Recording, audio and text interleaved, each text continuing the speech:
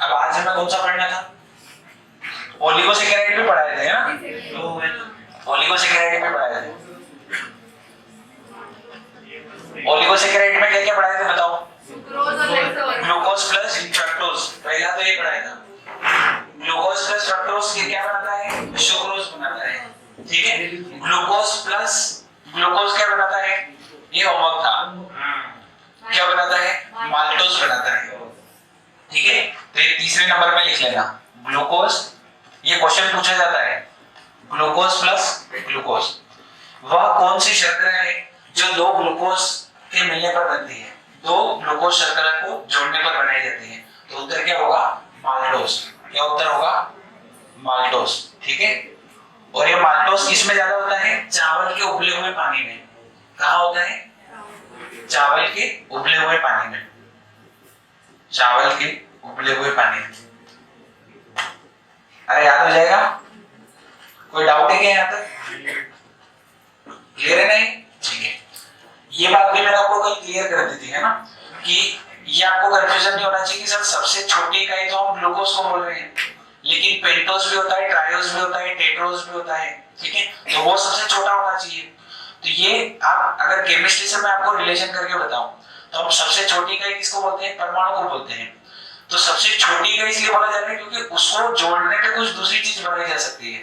जैसे बहुत सारे परमाणुओं को जोड़ के हम क्या बना सकते हैं? एक अणु बना सकते हैं। पर अगर मैं आपको बोलूं कि बहुत सारे इलेक्ट्रॉनों को जोड़ के ना परमाणु बना दो, सॉरी अणु बना दो, तो हो सकता है क्या? नहीं हो सकता है। तो इसलिए हम इलेक्ट्रॉन, प्रोटॉन, न्यूट्रॉन को छोटी इकाई नहीं बोल सकते, एक यूनिट होना चाहिए पूरा। आरी भाषा में तो सबसे छोटी यूनिट कौन सी होगी? ग्लूकोज ही होगी। याद रहेगा? कोई दिक्कत? ठीक है। ग्लूकोज प्लस ग्लूकोज से क्या बनता है? माल्टोज बनता है। क्या बनता है? माल्टोज। और माल्टोज किसमें होता है? चावल के उबले हुए पानी में। सूत्र इसका सेम ही रहेगा। ग्लूकोज के दो सूत्र लिखोगे, उसमें से एक जल का अणु बाहर आ जाएगा।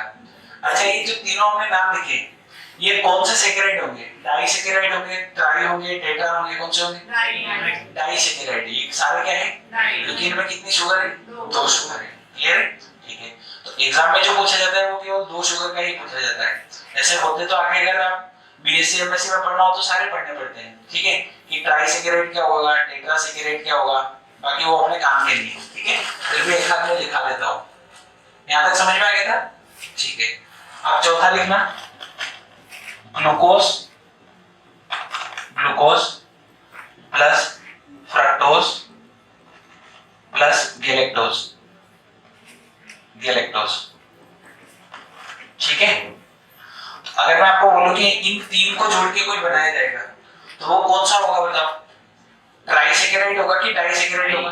ट्राइसैकेराइड होगा, ठीक है। कभी क्वेश्चन ऐसे पूछ ले घुमा के तो आना चाहिए आपको कि ऐसी शर्करा जिनमें तीन शुगर के अणु पाए जाते हैं या तीन शुगर की इकाइयां पाई जाती हैं तो वो कौन सा होगा? ट्राइसैकेराइड होगा। चार होगा तो टेट्रा, पांच होगा तो पेंटा, ठीक है। चलो, बाकी इतना पूछेगा नहीं तुम्हें कभी। तो ये एक और लिखा देता हूं मैं, जिसमें ग्लूकोज, फ्रक्टोज और गैलेक्टोज तीनों से मिलकर बनती है। तो इसका नाम क्या है? रेफिनोज। क्या नाम है? जो आज तक कभी परीक्षा में नहीं पूछा गया है, रेफिनोज, ठीक है। अगर आप इसका सूत्र लिखोगे तो कैसे लिखोगे? अब यहाँ पे देखो, दो अणु जुड़ते हैं, जैसे दो शुगर जुड़ी तो एक जल का अणु रिलीज हुआ था 1H2 पिछले वाले में।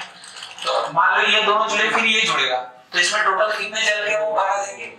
दो जल के अणु बाहर आ जाएंगे। आरी वचन में अगर मैं इसका सूत्र लिखूंगा CHO, एक ग्लूकोज में कितने कार्बन? 6, तो तीन में कितने? 18। कितने होंगे? 18। आई बात समझ में? ठीक है। अब ये बताओ कि एक जल का अणु बाहर आएगा तो कितना हाइड्रोजन निकल जाएंगे? 2। तो दो जल के अणु बाहर आएंगे तो 4 हाइड्रोजन बाहर आएंगे। कितना है? 4। तो भारतीय 36, 36 में से 4 चले जाएंगे, कितने बचेंगे? 32। ऐसे ऑक्सीजन का बताओ।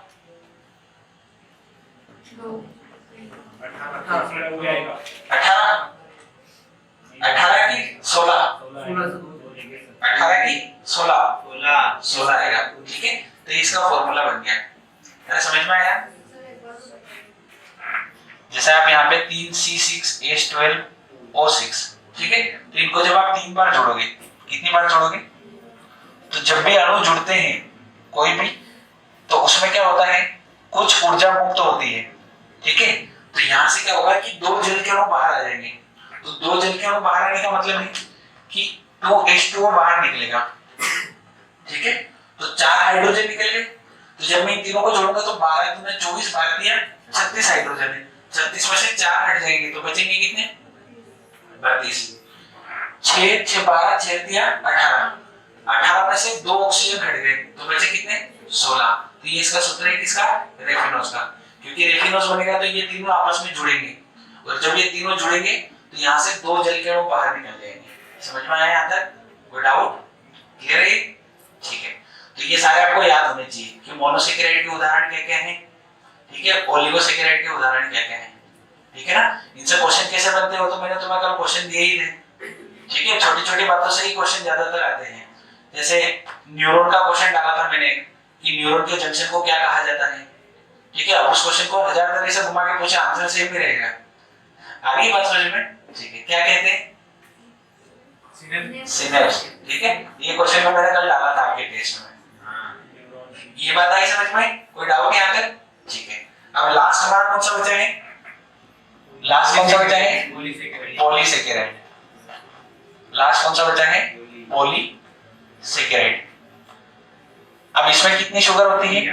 11 से लेके अनंत तक कितनी भी हो सकती है, ठीक है। अब हमें इसके एग्जांपल याद रखने हैं। मोनोसेकेराइड के तो याद हो गए थे, ग्लूकोज, फ्रक्टोज, गैलेक्टोज और राइबोज, 4 हो गए थे। उसके बाद में हमने कौन सा पढ़ा? ओलिगोसेकेराइड। ओलिगोसेकेराइड में जोड़-जोड़ के बनाए सुक्रोज, माल्टोज और लैक्टोज, ठीक है। और चौथा याद रखो तो रेफिनोज याद रखिएगा, ठीक है। चलो अब लास्ट टाइप कौन सा बचा है? पॉलीसेकेराइड। अब पॉलीसेकेराइड में क्या होगा कि आप ये सोचो कि इसमें शुगर कितनी भी हो सकती है, इसमें शुगर कितनी भी हो सकती है, 11 के बाद 11 12 13 14 15 अनंत तक, ठीक है। आप ये बताओ कि इसका हम अगर फार्मूला लिखे तो लिख सकते हैं क्या प्रॉपर? नहीं लिख सकते हैं। तो जितने भी पॉलीसेकेराइड होते हैं उनका आपसे कभी भी फार्मूला नहीं पूछा जाएगा। फार्मूला ज्यादातर पूछा जाता है या तो ग्लूकोज का, ठीक है, या 2 ग्लूकोज को जोड़ने पे क्या बनता है उसका पूछा जाएगा, ठीक है। और ज्यादातर इनके नेम ही पूछे जाते हैं, तो नेम कंटेस्ट होने चाहिए। आई बात समझ में? ठीक है। तो पॉलीसेकेराइड का कोई भी प्रॉपर फार्मूला नहीं होता है। क्यों नहीं होता है वो समझा देता हूं। जैसे अगर मैं इसका सूत्र लिखूंगा तो आप बताओ ग्लूकोज कैसा था? पॉलीसेकेराइड की मोनोसेकेराइड? मोनोसेकेराइड था। तो आप ग्लूकोज ग्लूकोज ग्लूकोज को जोड़ते जाओ, ठीक है। और आप कितनी बार जोड़ दो? 11 बार। n greater than equal to 11 बार, मतलब 11 से लेके अनंत तक, ठीक है। अगर आपने 11 बार जोड़ दिया तो भी ग्लूकोज जो बनेगा वो किस में चेंज हो जाएगा? पॉलीसेकेराइड में। अगर 12 अणु जोड़े तो भी क्या कहलाएगा? पॉलीसेकेराइड। 15 जोड़े तो भी क्या कहलाएगा? पॉलीसेकेराइड कहलाएगा। तो अगर मैं इसका सिंपल सा बेसिक फार्मूला लिखूं तो क्या लिखा जाएगा? Glucose n greater than equal to 11। याद रहेगा? कोई दिक्कत यहाँ तक? ठीक है। तो कहने का मतलब जो पॉलीसेकेराइड जितने भी बनेंगे वो सारे ग्लूकोज के द्वारा ही बनाए जाएंगे। किसके द्वारा बनाए जाएंगे? ग्लूकोज। ग्लूकोज ग्लूकोज को जोड़ते जाओ तो क्या बन जाएंगे? पॉलीसेकेराइड बन जाएंगे। आ रही बात समझ में? तो क्वेश्चन ये पूछा जाता है कि पॉलीसेकेराइड का एकलक है, तो एकलक क्या होता है? जिनसे मिलकर कोई दूसरी चीज बनती है। ये पॉलीमर चैप्टर मैंने साइंस में पढ़ा रखा है तुम्हें एक बार, ठीक है, जिसमें रेयो ने बहुत सारे पढ़ाए थे, ठीक है। तो उनमें क्या होता है कि जो भी बहुलक होते हैं वो किससे मिलकर बनते हैं? एकलक से। तो ये क्वेश्चन पूछा जाता है कि जैसे मान लो एक हम पहला एग्जांपल इसका लेते हैं, ठीक है। तो पहला एग्जांपल मैं लिख रहा हूं, बहुत सारे आप ग्लूकोज को जोड़ोगे तो पहला पॉलीसेकेराइड बनेगा जिसको नाम दे रखा है सेल्यूलोज। क्या नाम दे रखा है? सेल्यूलोज, ठीक है। तो अगर क्वेश्चन ये मैं आपसे पूछूं कि सेल्यूलोज में कितने ग्लूकोज के अणु पाए जाते हैं तो आपका उत्तर क्या होगा? 11 से अधिक। 11 से अधिक। अब कितने हैं ये पता नहीं है, 11 भी होंगे तो भी होंगे कहलाएगा सेल्यूलोज बोल दूंगा, 15 होंगे अब उनकी संख्या के ऊपर वो अलग नाम डिसाइड कर लेंगे, ठीक है। बाकी हमें क्या याद रखना है कि सेल्यूलोज किसका उदाहरण है? पॉलीसेकेराइड का उदाहरण है। याद रहेगा? ठीक है। अब इसके वर्किंग से क्वेश्चन पूछा जाता है कि ये सेल्यूलोज कहां हमारे काम आता है जीवन में, है ना। तो उससे क्वेश्चन बनता है। तो सबसे पहला पॉइंट इसका क्वेश्चन में बनता है कि सेल्यूलोज किसका बहुलक है? किसका बहुलक है? तो इसका सीधा सीधा मतलब है कि ये सेल्यूलोज किससे मिलकर बना है? अभी मैंने आपको समझाया किससे मिलकर बना है? ग्लूकोज, ठीक है। तो इसका एकलक क्या होगा? ग्लूकोज। इसका एकलक क्या होगा? ग्लूकोज। है, समझ में आया? बहुलक किसको बोलते हैं वो मैं आपको समझा रहा हूँ अभी। बहुलक बहुत सारे होते हैं, तो बहुलक हम स्पेशल चैप्टर पढ़ेंगे किसमें? केमिस्ट्री में। पर अभी आपको ये याद रखना है कि जो सेल्यूलोज है वो किससे मिलकर बना है? ग्लूकोज से। तो ग्लूकोज इसका क्या हो गया? एकलक हो गया। क्या हो गया? एकलक। इंग्लिश में बोलते हैं मोनोमर। क्या बोलते हैं? मोनोमर। और बहुलक को बोलते हैं पॉलीमर। क्या बोलते हैं? पॉलीमर। तो ग्लूकोज एक मोनोमर है, सबसे छोटी इकाई है, मतलब मोनोमर है।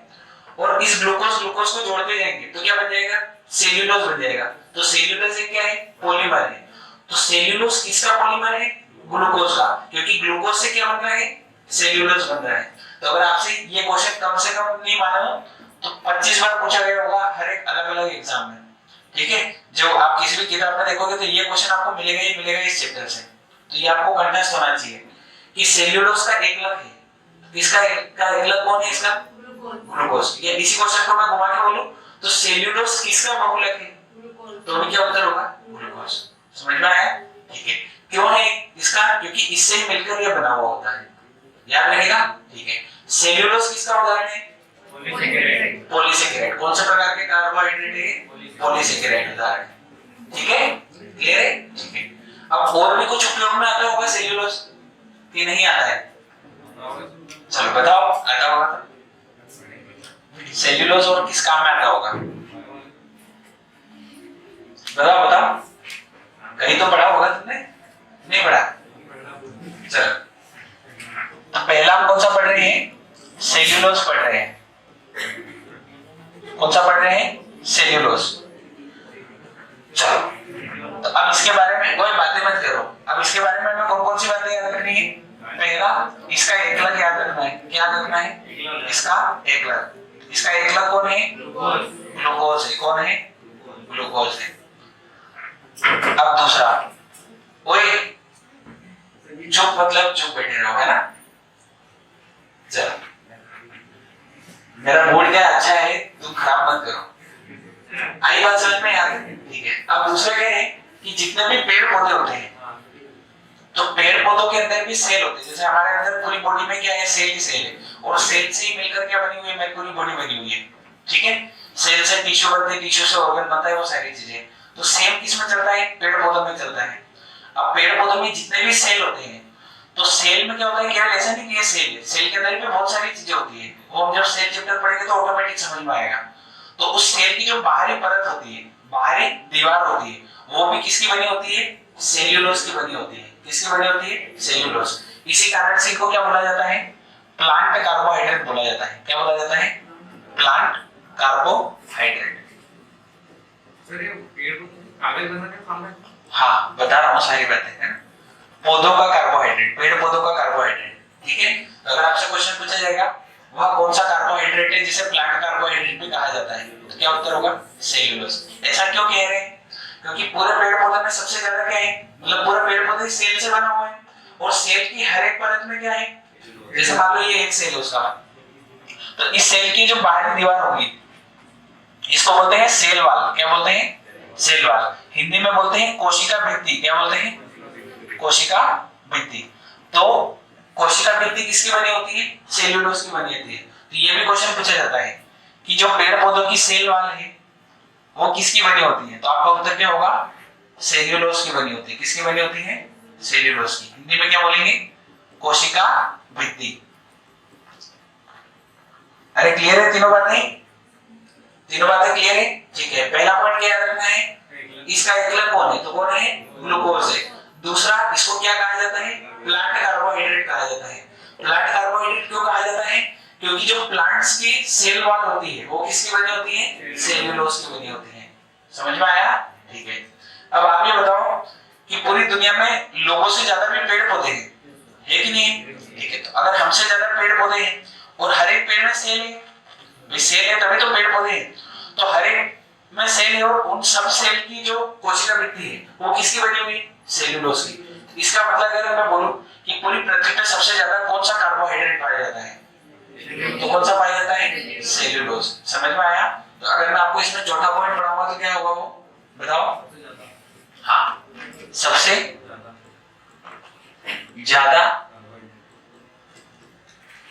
प्रकृति में पाए जाने वाला, प्रकृति में पाए जाने वाला कार्बोहाइड्रेट। ये एक एक पॉइंट एक एक क्वेश्चन है।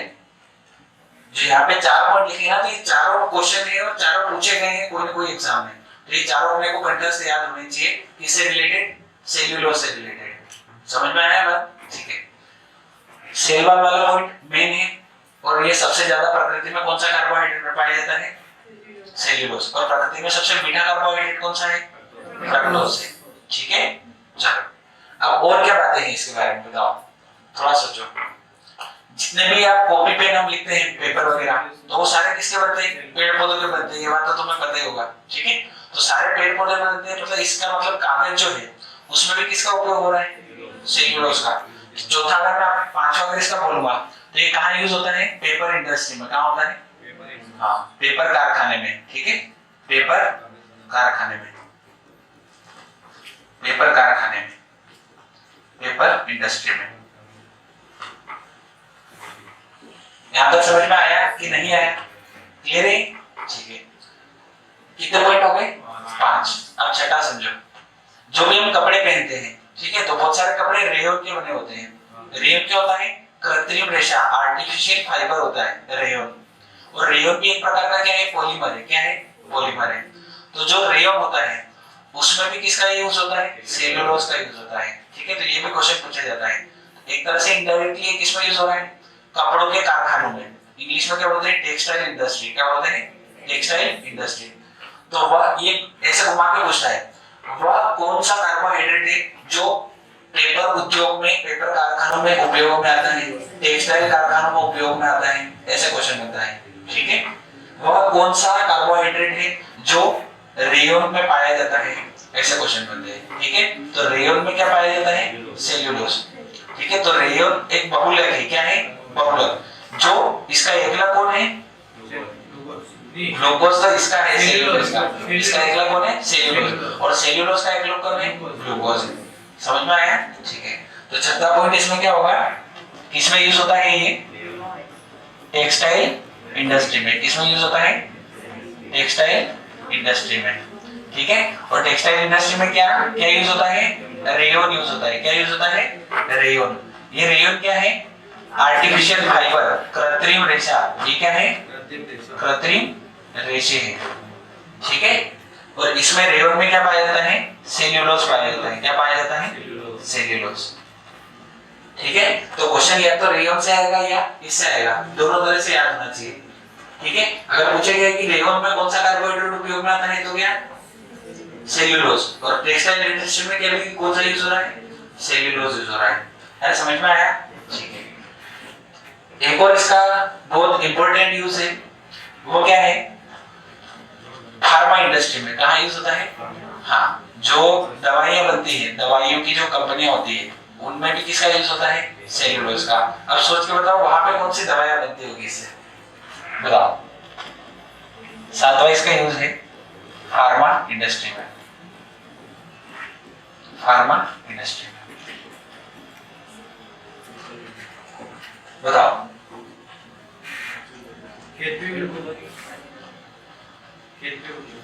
नहीं नहीं, अपने शरीर के लिए जो यूज होती है ना दवाइयाँ, चलो समझाता हूँ। जब वो पाचन चूर्ण खाते है ना, डाइजेस्टिव पाउडर जिससे हमारा खाना पचता है, तो जितने भी पाचन की चूर्ण होते हैं सब में सेल्यूलोज होता है। क्या होता है? सेल्यूलोज। अब सेल्यूलोज जो है ना, वो हमारे शरीर में नहीं पचता है। हमारे शरीर में एक भी ऐसा ऑर्गन या एक भी ऐसा अंग नहीं है जो सेल्यूलोज का पाचन कर सके, फिर भी उससे हमारा खाना पच जाता है। ये कैसे पॉसिबल है? यही बात समझ में। मेरा ये कहना है कि जो भी पाचन का चूर्ण बनेगा, उस पाचन के चूर्ण में क्या रहेगा? सेल्यूलोज रहेगा। यानी कि आप चूर्ण खा रहे हो तो आप सेल्यूलोज खा रहे हो, सेल्यूलोज आपकी बॉडी में जाएगा तो वो पचेगा नहीं। शरीर में कोई ऐसा है ही नहीं क्रिया कि उस सेल्यूलोज को पचा सके। वो खाना बचा उसको नहीं पचता है। वो क्या करता है कि सेल्यूलोज का काम क्या होता है कि सेल्यूलोज खुद नहीं पचता है और वो आसपास की सारी गंदगी को हटा देता है। हरी भाषण में, तो इसीलिए उसका यूज किया जाता है। तो आपने काम की ये चीज है कि सेल्यूलोज का उपयोग कहाँ किया जाता है? पाचन चूर्ण में। ठीक है, या फार्मा इंडस्ट्री में। तो पहले फार्मा इंडस्ट्री में किसमें यूज होता है ये? पाचन चूर्ण में। अरे याद रहेगा? कोई डाउट नहीं यहाँ तक? समझ में आया कि नहीं आया? नहीं आया समझ में? इसमें समझने वाला कुछ नहीं, इसमें याद करने वाली चीजें हैं, ठीक है? आधा समझना है, आधा याद करना है। अब समझ लिया ना, याद नहीं हो रहा है तो भी कोई काम का नहीं है। जैसे मान लो कि भारत का राज्यपाल ये है, सॉरी इसका भारत का, मान लो छत्तीसगढ़ का राज्यपाल ये है, ठीक है? कि भारत का प्रधानमंत्री नरेंद्र मोदी है। तो अब ये पॉइंट समझ में तो सबको आ जाता है, और इसको याद रखना है आपने को। क्या करना है? याद रखना है। तो सेम मान लो आपने सेल्यूलोज पढ़ लिया, समझ में भी आ गया, पर मेन ये कि इसको आप याद रखोगे। क्या करोगे? याद रखोगे। ये सारे पॉइंट आपको याद रखने हैं। याद कैसे होंगे? घर पे जाके रीडिंग लगानी है। क्या करनी है? रीडिंग लगानी है, और रोज लगानी है, तभी याद रहेंगे। नहीं तो 3 दिन बाद भूल जाओगे, 3 से चौथे दिन बाद आपको याद नहीं रहेगा। क्यों? पैसे चलाता है घर पे, तो फिर चलो ठीक है, समझ में आया ये? तो सर एक बार बोल के बताओ सारे पॉइंट सेल्यूलोज के। जैसे वो घर पे चूर्ण बनाते हैं उसमें घर में चूर्ण बनाते हैं, का बनता है ना सर। तो आंवला, आंवला क्या है? आंवला कहाँ से तोड़ के आए? ठीक है, चलो एक बार सारे पॉइंट बताओ सेल्यूलोज के। सेल्यूलोज का एक कौन सा है? ग्लूकोज है, याद रहेगा? ठीक है। सेल्यूलोज का क्या, कौन सा कार्बोहाइड्रेट कहा जाता है? प्लांट कार्बोहाइड्रेट, ठीक है? पौधों, पेड़ पौधों का कार्बोहाइड्रेट कहा जाता है। ऐसा क्यों कहते हैं? क्योंकि सेल वॉल किसकी बनी होती है?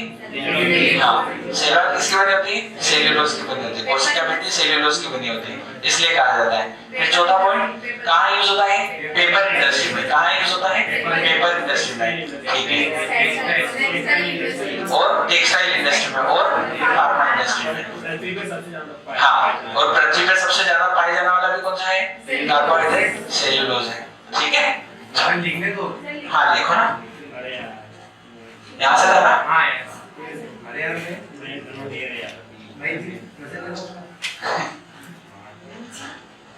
महेश पैर बहुत दुख रहे हैं, वो पहले गुस्से में है, उसका पारा मत चढ़ाओ। क्यों महेश? है? कोई बात नहीं। ये वगैरह की लगी पारा पारा की पारा होती में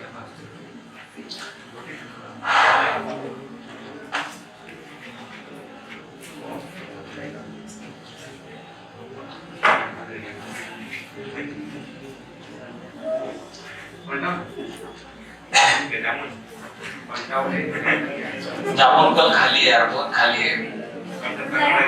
सर लड्डू लाया आप बोल रहे लड्डू लाया है, लड्डू लाया हूँ मेरे घर पे पड़े। मैं 15 लड्डू लेके आया। कितने? 15।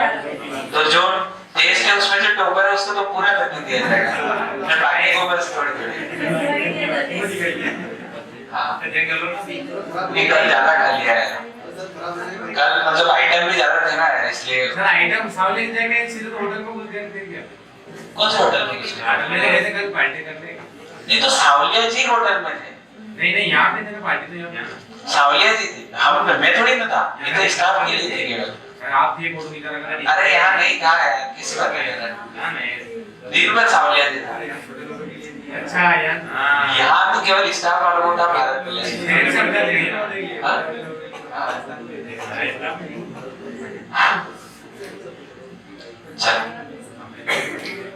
अच्छा, पेपर और किसके होना है अभी? जीडी का अभी तुम्हारे सबकी होना है। नहीं, किसका हो गया पेपर?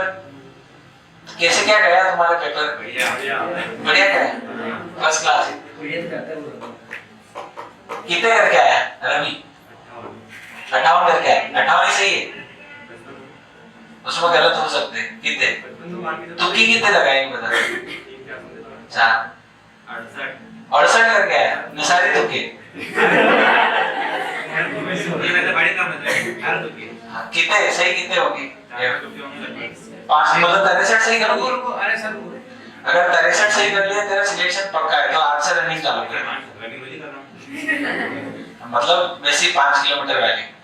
ऐसे तो क्या तुम आते 800 में तो रुक जाते हो। 4 में भी नहीं हो रहा है 800, तो 5 किलोमीटर लिख लिया।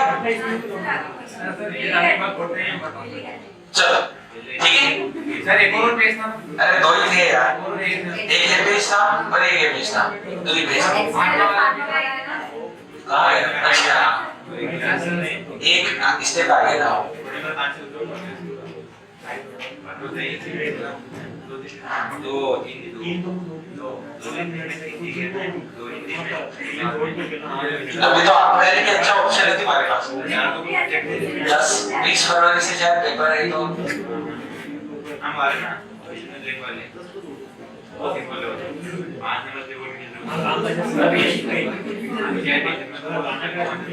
लिख लिया सबने बातें मत करो लिख लिया चलो अब अगला पढ़ते हैं अब दूसरे नंबर का है स्टार्च क्या है स्टार्च हिंदी में बोलते हैं मंड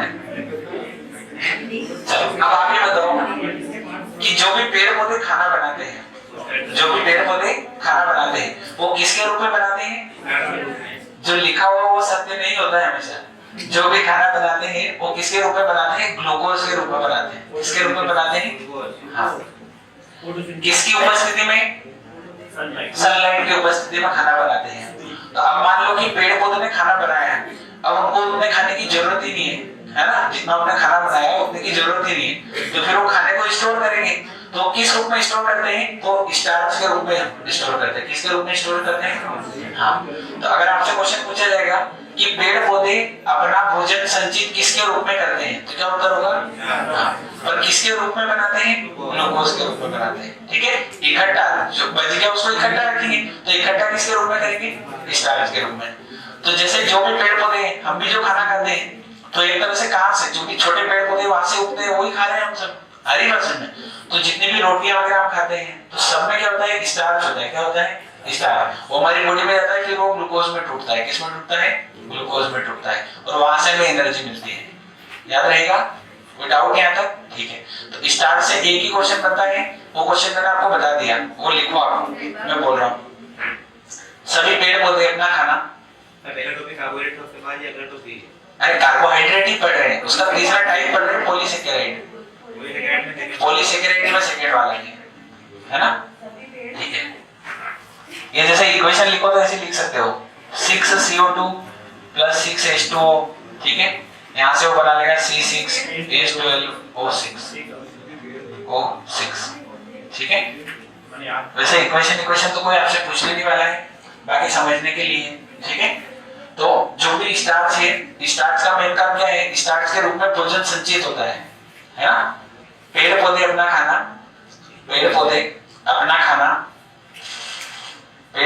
अपना खाना स्टार्च के रूप में संचित करते हैं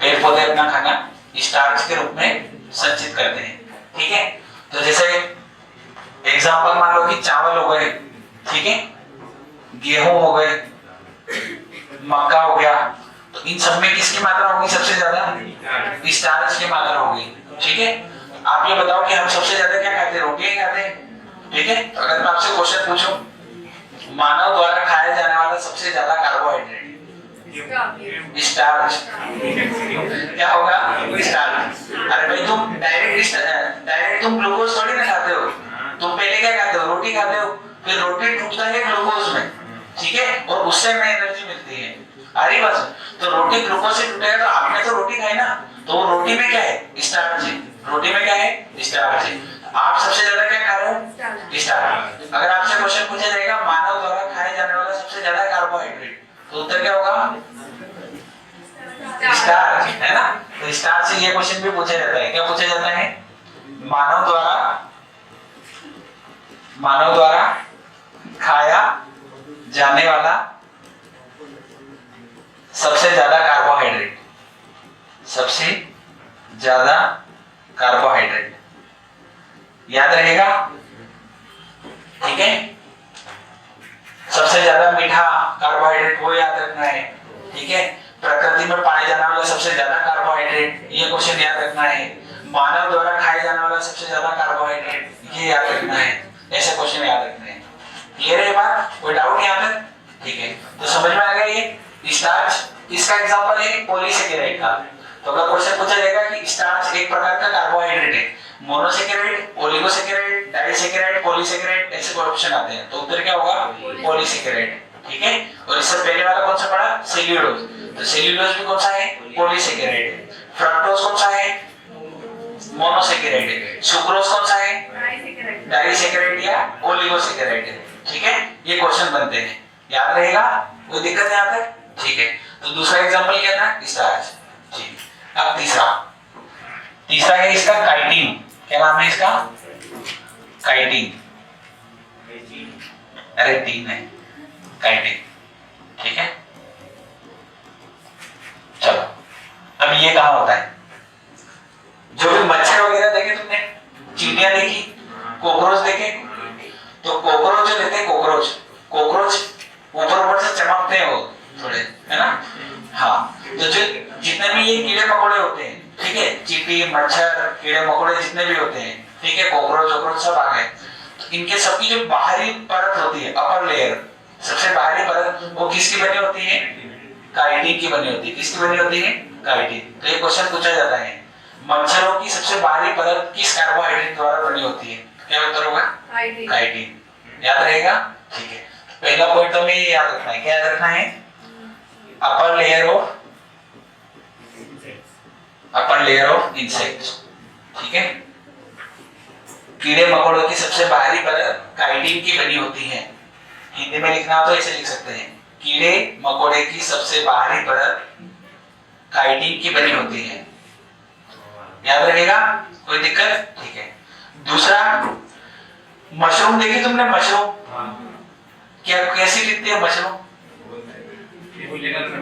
छतरियां देखी ना? ठीक है, तो अब पेड़ पौधे अलग होते हैं और कवक अलग होते हैं। फंगस, जो मशरूम आता है ना, वो फंगस का एग्जांपल। किसका एग्जांपल? फंगस का। अब ये फंगस, ये पेड़ पौधे, इनमें डिफरेंस क्या है, ये जब हम बोटनी पढ़ेंगे उसमें समझ में आ जाएगा। ठीक है, तो फिलहाल के लिए आपको याद रखना पड़ेगा कि जो मशरूम है, मैंने आपको एग्जांपल बताया, क्योंकि आपने देख रखी हिंदी में छतरियां बोलते हैं। क्या बोलते हैं? छतरियां। तो खेतों वेतों पे उगती है, जहाँ पे ज्यादा नमी होती है ना, वहीं उगती है वो। तो जो भी फंगस होती है ना, उनकी कोशिका भित्ति किसकी बनी होती है? वो काइटिन की बनी होती है। जबकि पेड़ पौधों की कोशिका भित्ति किसकी बनी होती है? सेल्यूलोज की। इन दोनों क्वेश्चनों में फर्क है। ठीक है, अगर आपसे पूछा जाएगा पेड़ पौधों की कोशिका भित्ति बनी होती है, तो उत्तर क्या होगा? और अगर पूछा जाएगा कवकों की कोशिका भित्ति बनी होती है, तो क्या उत्तर होगा? काइटिन। ठीक है, तो दूसरा इसका नाम क्या है? कवक की कोशिका भित्ति। कवक की कोशिका भित्ति। कल मैं इसकी पूरी वीडियो भी दिखा दूंगा आपको। ठीक है, सेल वॉल ऑफ फंगस। अरे दोनों क्वेश्चनों में याद रह जाएगा काइटिन का और उसमें सेल्यूलोज में डिफरेंस, कि नहीं याद रहेगा? याद रह जाएगा। ठीक है, कितने एग्जांपल हो गए टोटल? 3 एग्जांपल हो गए। चलो, अब एक हाथ तो तुम्हें याद ही होगा, कोई तो कि नहीं याद है?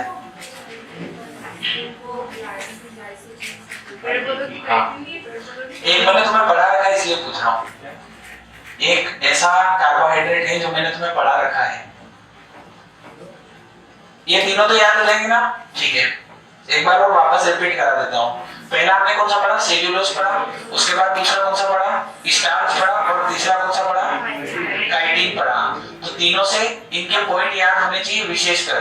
ठीक है, कि काइटिन के क्या है, 2 ही पॉइंट इंपॉर्टेंट है। कौन कौन से? मच्छरों का सबसे बाहरी परत, कीड़े मकोड़ों की तो किसकी बनी होती है? काइटिन की। और उनकी सेल वाल, कवकों की सेल वाल किसकी बनी होती है? काइटिन की बनी होती है। ठीक है, सेम स्टार्च से याद रखना है कि जो पेड़ पौधे अपना भोजन किसके रूप में संचित करते हैं? स्टार्च। गेहूं, रोटी वगैरह, इनमें सबसे ज्यादा क्या पाया जाता है? स्टार्च। मानव द्वारा खाए जाने वाले सबसे प्रकृति में सबसे ज्यादा कार्बोहाइड्रेट स्टार्च। ठीक है, ऐसे क्वेश्चन आते हैं, याद हो जाएंगे तीनों।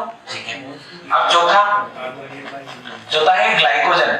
चौथा क्या है? ग्लाइकोजन। अब इसका क्या काम होता है? तो इसको क्या कहा जाता है? इसको एनिमल कार्बोहाइड्रेट कहा जाता है। क्या कहा जाता है? एनिमल, जंतु कार्बोहाइड्रेट। क्या कहा जाता है? जंतु कार्बोहाइड्रेट। तो अगर आपसे पूछा जाएगा जंतुओं का कार्बोहाइड्रेट किसे कहा जाता है, तो क्या उत्तर होगा? ग्लाइकोजन। पेड़ पौधों का कार्बोहाइड्रेट कौन सा था? सेल्यूलोज था। ये क्वेश्चन है सारे। तो एनिमल कार्बोहाइड्रेट क्यों कहते हैं? जैसे जो भी खाना मान लो पेड़ पौधे बना रहे, कौन बना रहे? पेड़ पौधे। तो उनके पास खाना बच गया, तो किस रूप में? स्टार्च के रूप में उसको इकट्ठा करते हैं। वैसे जितने भी जीव जंतु है, या हम लोग हो गए, ठीक है, एनिमल्स के साथ में हमें भी इंक्लूड कर लो, मानव को भी, ठीक है, जैसे हम भी जानवर ही थे पहले, हालांकि तो जितने भी जीव जंतु है, अगर वो खाना बनाते हैं, अगर उनके पास खाना बच जाता है, तो वो उस खाने को किसके रूप में स्टोर करते हैं?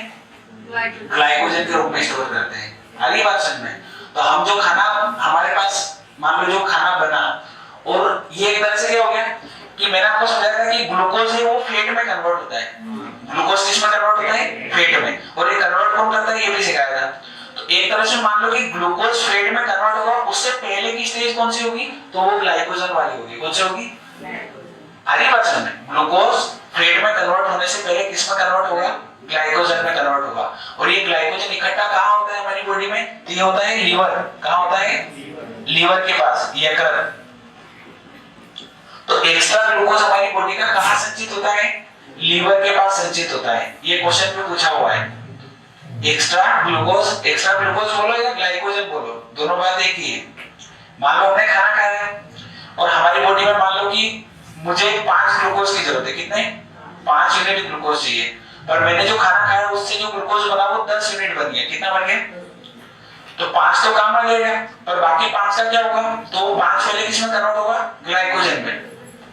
अगली बात समझ में, तो 5 ग्लाइकोजन है, वो है क्या? वो 5 एक्स्ट्रा ग्लूकोज ही तो है। तो आप इसको अन्य शब्दों में क्या कह सकते हो कि यह एक एक्स्ट्रा ग्लूकोज है, और वो इकट्ठा कहां जाके होगा?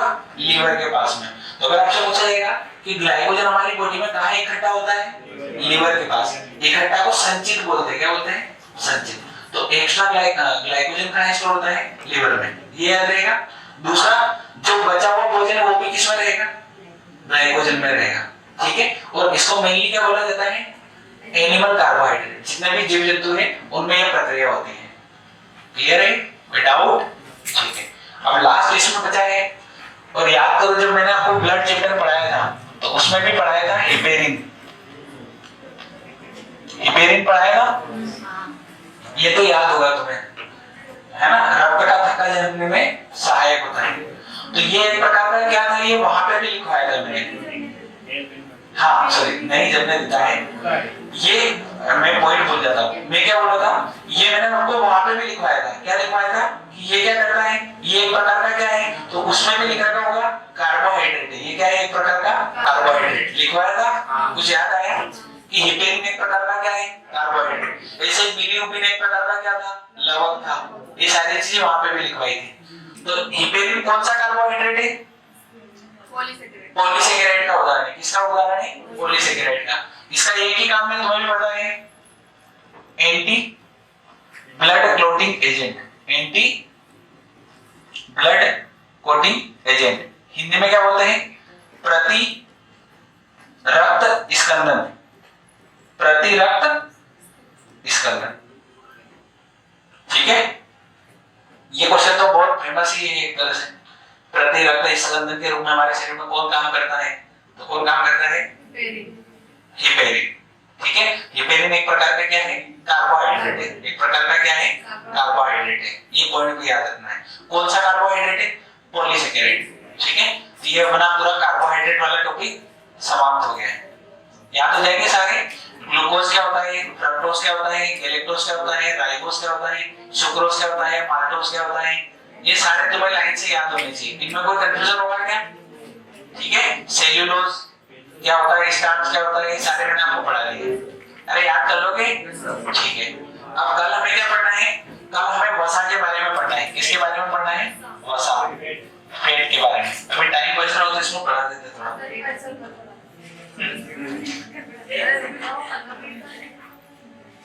चलो कल पढ़ा देंगे। ठीक है,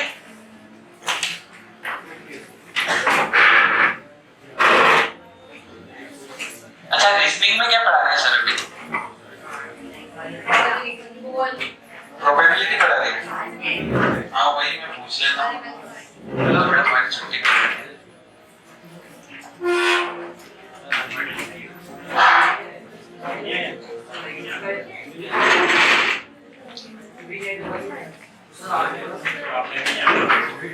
इंग्लिश में अवेलेबल है क्या?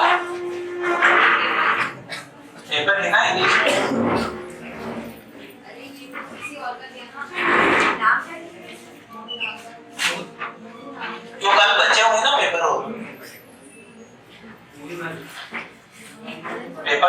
विषय लायक है सर। ये कर लो सर, गलत नहीं। ऑफिस में पड़ा हो। चलो एक चेक कर लूंगा मैं, ठीक है।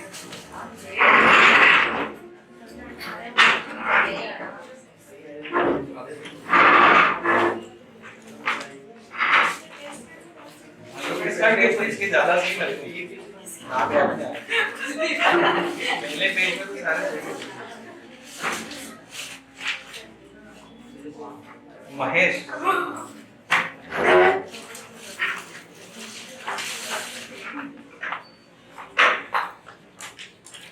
सर के लगा लो है ना फोन, ध्यान दे सर।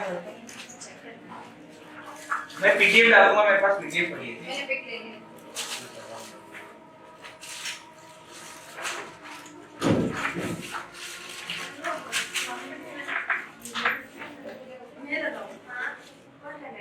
अरे मैं भागती हूँ इधर लगाएंगे कब क्या आ रही है यहाँ से बढ़ेंगे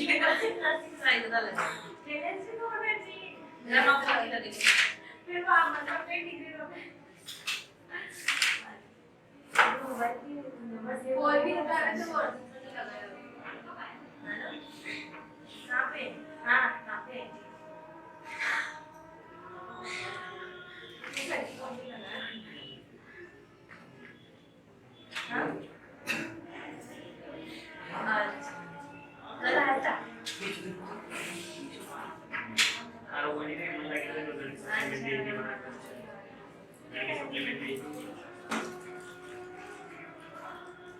हमारी बात सुना जाएगी मेरी आई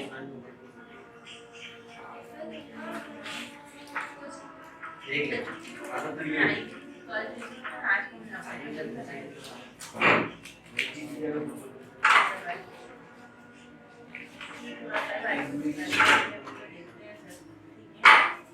बता दूँ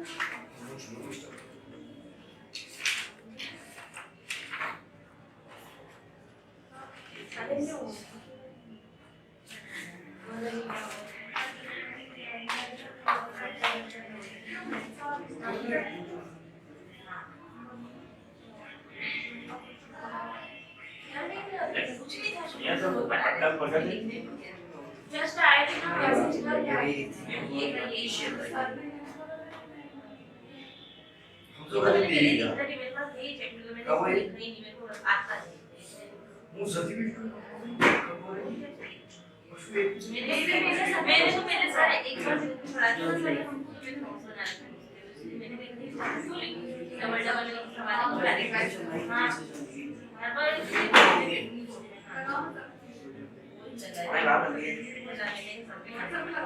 अरे नहीं सर के नंबर से नहीं करेक्ट हेलो हाँ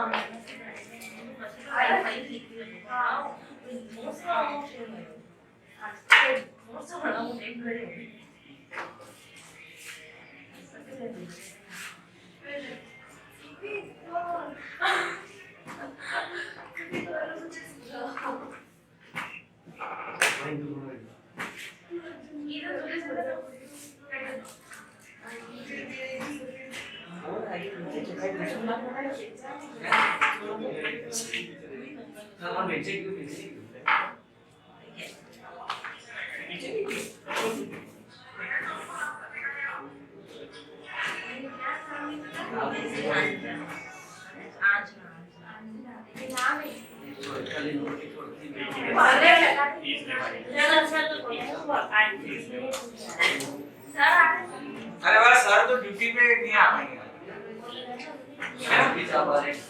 ड्यूटी लग रही है, आज राज्यपाल आया हुआ है। हाँ सर बोल लगा थे आज राज्यपाल को भी टिकट है हाँ कहाँ पे आए जाओ बेटा वो जाओ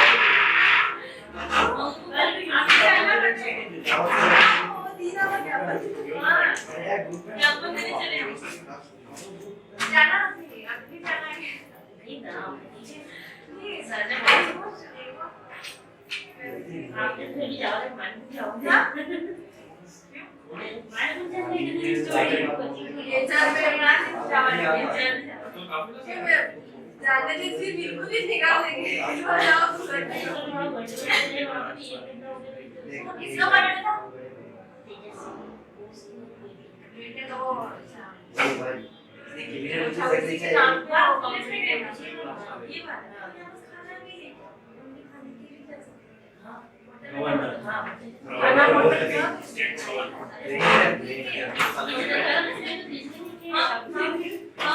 हम ये समझे में बात पे थी आई क्या मुझे किसी लोग का बोलते हैं लेके आए बच्चे आप बोलिए अच्छा जैसे कल पक्का है फिर कल आगे ये कह देंगे आप नहीं तो तीन आपकी दोनों की डेट कल कर दूंगी डेट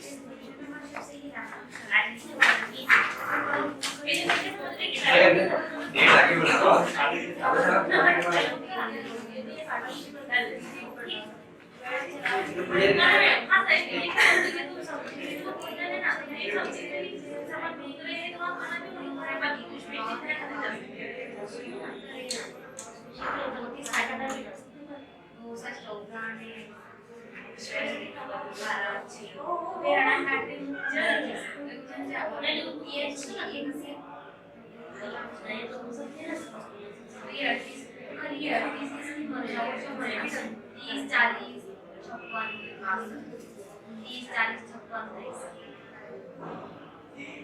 ये तो 56 ही पहली लास्ट में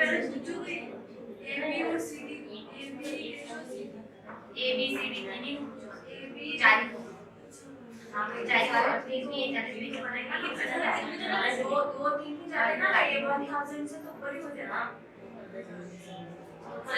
15 दिन तो ठीक ठाक मर गई वो उसके कौन सा के वो तो बहुत ज्यादा रहते हैं दोनों जाना दोनों सही खाना खाना खाओ नॉर्मल खाओ दिन सो बाकी अच्छा थोड़ा और अच्छा तो खा लो तो सब ले लो तो 550 हो जाओ फिर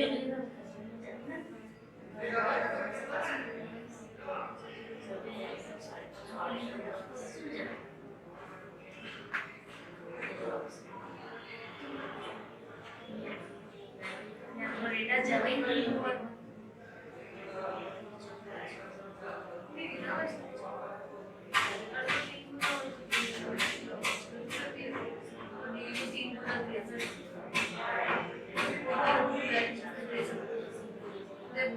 हम जी त्रेसठ किलो बड़े ऑप्शन में आपने गाइड मतलब कैसा कैसा मेज कर रहे ऑप्शन भी है सही हां 30 40 ए त्रेसठ कर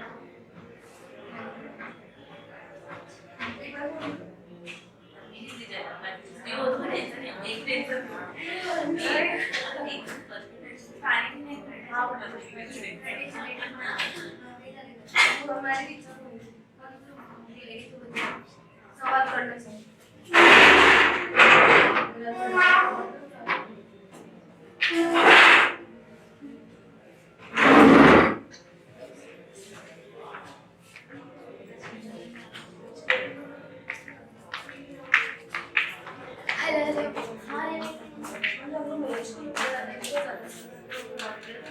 अरे बेटा उनकी काफी हाथ में फर्स्ट बुक पढ़ के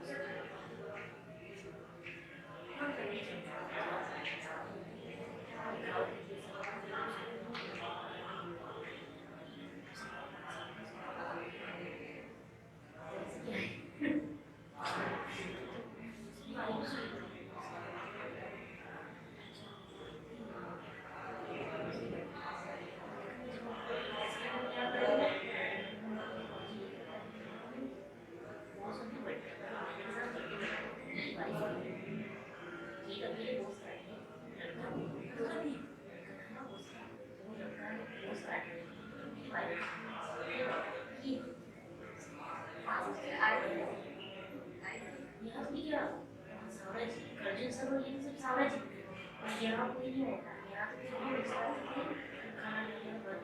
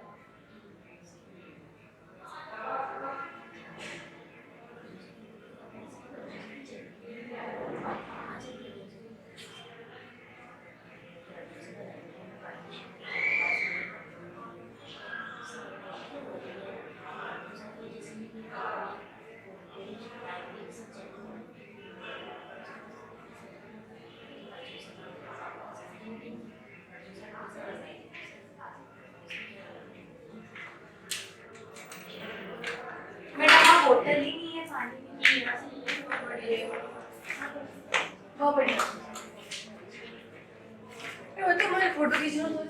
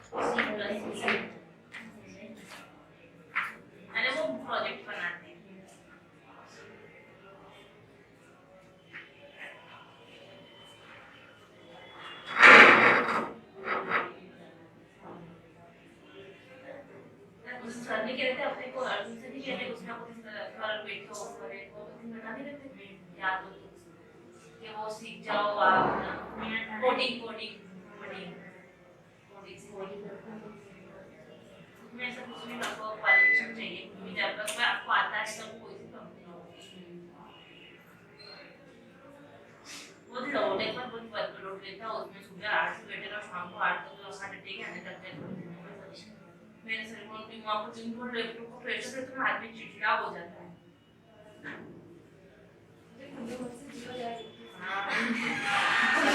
मैं बात करने को बात नहीं है भाई अरे नहीं मेरे को वो लोग चिड़चिड़े हो जाते हैं मैं भी बात वो चिड़चिड़े मुझे मैडम से बोलते जो लोग वहाँ वर्क करते ना वो दिन भर में चिड़चिड़े हो जाते हैं हाँ एक जगह बैठे रहना हाँ हीरो मत वो लाइट पड़ता है दिमाग का जरी हो जाता ऐसा करना ही नहीं ना, अभी की लाइफ में उसमें भी फिर वो भी उस कंप्यूटर के आगे बैठे बैठे